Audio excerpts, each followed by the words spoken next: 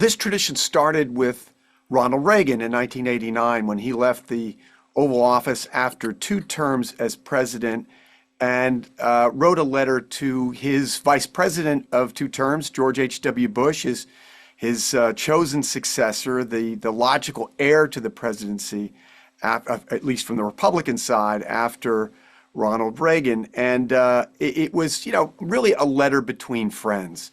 I think the tradition is accelerated, if you will, when George H.W. Bush leaves the presidency after being defeated by Bill Clinton, his Democratic challenger, in 1992. And in 1993, when he leaves the Oval Office, he leaves him a very gracious note. So there was a deep history here. And yet, when Biden went into the Oval Office for the first time as president on January 20th, 2021, he sees this letter from Donald Trump, and he reads it, and he did not disclose the content to Ron Klain, his chief of staff, who was in the Oval Office at the time, and others, but just said that was generous and gracious, and then he added, shockingly gracious.